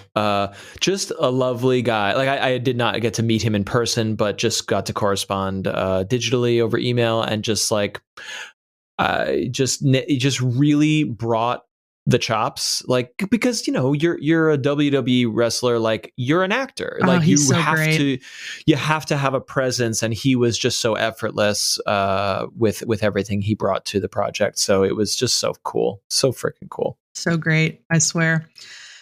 All right, love it. That was a fantastic story. I really do love hearing like the deep cuts of like what makes these games like better than just, oh, my favorite game is this. But like there's if you think about it, what it really teaches me is that there really are stories connected, deep stories connected to most people's like this is my favorite game because, or this is one of my favorite games because the stories are much deeper. We just don't hear them that often, I don't think. I always wanted to do a web series, or maybe now a podcast, and maybe it could become part of this show. Maybe we bring on guests and they say their favorites, because like a game that changed your life. And it was inspired by, I remember reading a post in the Stardew Valley subreddit where a mother, I don't know if I've told you this before, a mother was like, hi, I'm so grateful for Stardew Valley because it's the first time my son could sort of see himself or acknowledge his sexuality in a game, because obviously many listeners probably know you can have same-sex relationships in Stardew Valley, and you can have whichever ones you want. Like if you just decide to court whoever, you can just do that. It's not contingent on whatever so you mean scenario. Her son experienced like having a same-sex relationship for the first time?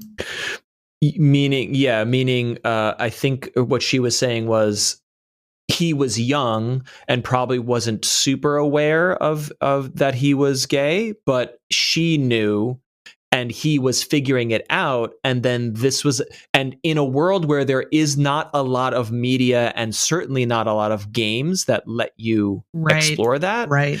Stardew Valley completely did, and was just like, hey, whatever you want to be. And she was like, oh my God, like this was like a huge awakening for my son. Maybe she was saying like he was like 11 or 12, something like that. Wow. And she was just expressing gratitude to Eric Barone or whoever.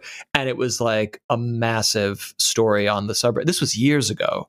And I was like, I want to interview that person and make something out of, like, I want to tell those stories, because games coverage is like, this game is good and this game is bad, but like there's not a ton of media that's like, this game changed my life, or this game allowed me to become who I am, and that we talk about it here, you and I, and other shows obviously do, but to make a series out of that was always something I was interested in. Right. So, that sounds like that could be a very cool idea, actually. Maybe we build it into this show where when we have a guest, we make sure, what are you playing? But also give us one game, give us one story. Mm-hmm. I like this idea. We should discuss. All right. We shall discuss. Thank you for listening. We got to get out of here, but we're chugging along here. We're heading to number 2 next week, so we hope you are enjoying our top 5 favoriteest games. We want to know what yours are. Obviously, there's lots of discussion in the Discord, so hop into the show notes. There's always a link there. You can join us, and there's a part of the server for the podcast, so you can share your reactions and let us know what your favorite games are and why, or why the games that we picked matter or do not matter to you, why you love them or hate them. Or like what your story is, just like Hupa shared with us, like how a game was very different for him than it was for me, for instance. Exactly. We love those takes. We love incorporating them into the show. So get on in there. Have entered the chat at gmail.com is the email address if you prefer to email us directly. And any final thoughts? Colette, French people, Colette? victory of the people. I am thinking about number 2 already and how I am looking very forward to talking about that. Yes. Already thinking about number 2. So. Yes. And number 2 creeps us just a little bit closer to episode 50, which I believe is quite a milestone. Yeah, man. That's what I think.